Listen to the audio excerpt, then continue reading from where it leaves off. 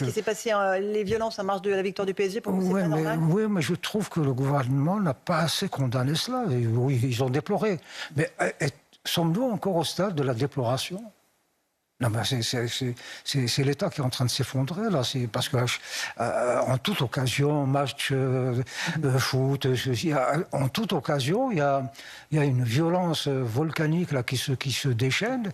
Et du coup, ça relève maintenant de l'ordre naturel. C'est naturel que chaque match se termine comme ça. Mais non, c'est pas naturel. Le naturel, c'est que force doit rester à la loi, en toutes circonstances. C'est une partie de la jeunesse française qui dit sa haine de la France, pour vous, Boualem Sansal? Oui, mais on comprend. Il y en a qui n'arrivent pas à s'intégrer, d'abord parce qu'ils ne le veulent pas, ou parce qu'on les empêche, les imams peut-être, leur gouvernement.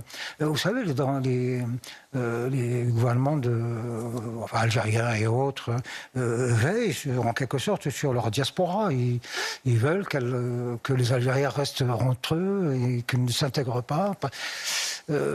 Il faut rompre cela.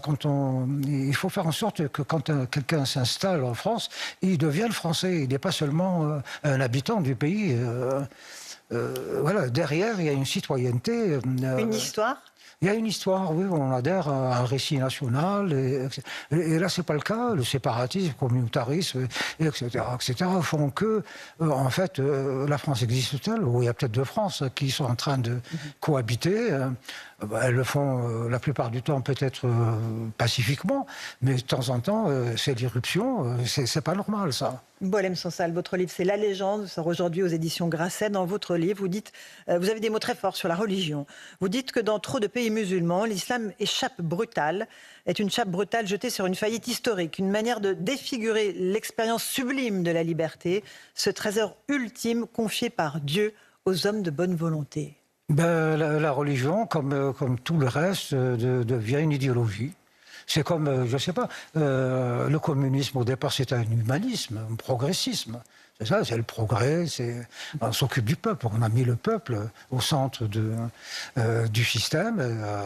Et puis voilà, et les institutions travaillent pour le peuple, pour améliorer sa condition. Qu'est-ce qui s'est passé? On a inversé les choses. L'État est au centre et le peuple est au service de l'État. Et la religion, c'est la même chose. Je pense que Dieu a mis l'homme au centre pour que, voilà, il s'occupe de lui-même. C'est la meilleure façon d'être un humain, c'est de s'occuper de soi-même en tant qu'être humain, et pas confier ça ni à ceci, ni à la magie, ni à un magicien, ni à Dieu, ni à Satan. C'est soi-même. Je me confie à moi-même. Et là, la religion se comporte comme une vulgaire idéologie, et l'islam, peut-être plus que les autres religions qui, elles, ils ont fait leur temps, elles ont perdu de leur virulence et de leurs ambitions premières, mais l'islam reste très totalitaire. Je sais pas comment, je comprends pas qu'on soit choqué quand je dis ça. C'est un constat qu'un gamin de 5 ans peut faire. C'est une chape de plomb. L'islam vraiment fonctionne comme une chape. On aimerait qu'il revienne à son récit premier. Voilà.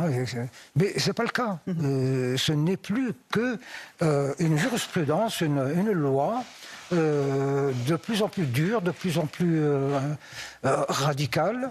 Et puis ensuite, qui s'est créé des sous-systèmes, l'islamisme, le salafisme, le wahhabisme, etc., pour contraindre encore de manière plus forte. Et il faut rompre ce cercle-là et rendre l'islam à son récit. Voilà.